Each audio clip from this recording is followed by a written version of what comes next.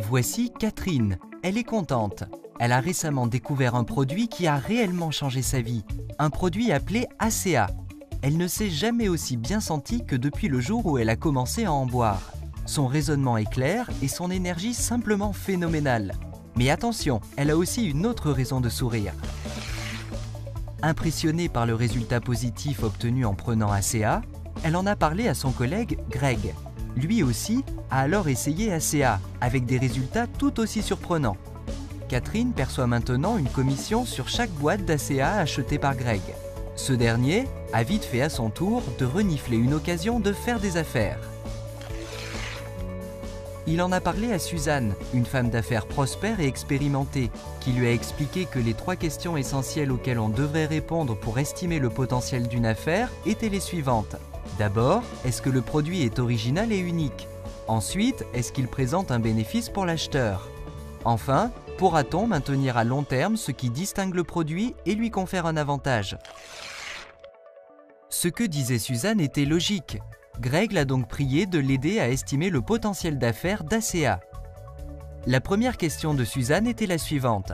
Est-ce que le produit ACA est différent? Est-ce qu'il est unique? Elle a vite appris qu'ACA n'est ni un jus de fruits, ni une vitamine, ni un produit de beauté, ni le dernier cri en matière d'aliments en poudre. En fait, aucun produit ne pouvait être identifié qui puisse être considéré tant soit peu comparable à ACA. Dans le secteur entier des produits de santé et bien-être, ACA à lui seul constituait une classe à part. Suzanne était impressionnée. Elle est donc passée à la deuxième question, à savoir, est-ce qu'ACA apporte un avantage à ses utilisateurs, un bénéfice que les consommateurs ne pourraient obtenir nulle part d'autre? Elle a donc interrogé les utilisateurs pour savoir ce qu'ils en pensaient.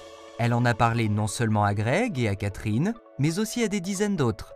Chacune de ces personnes avait une histoire étonnante à lui raconter. Il était évident désormais qu'ACA est un produit qui a un effet profond. Les gens sentaient la différence. Elle s'est alors renseignée sur les connaissances scientifiques qui sont à la base d'ACA et en a été époustouflée.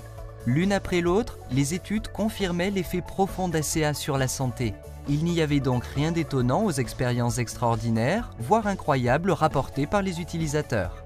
L'originalité d'ACA étant établie ainsi que ses avantages pour les utilisateurs, Suzanne est passée à sa dernière question. L'entreprise qui met sur le marché ACA pourrait-elle pourtant maintenir son avantage? Le succès d'ACA ne causerait-il pas une saturation du marché par de nombreuses copies du produit?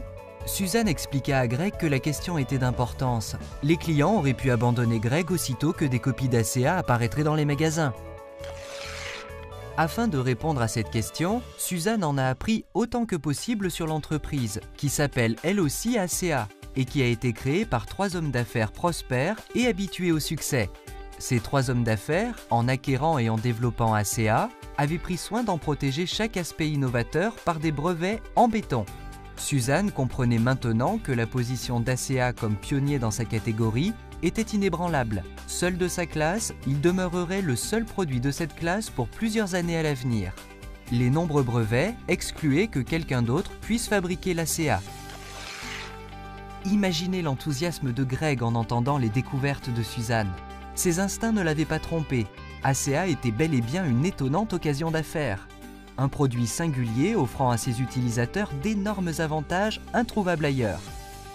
Ajoutez la massive protection des brevets, et Greg pouvait être assuré de garder sa clientèle. ACA était bien l'occasion attendue par Greg.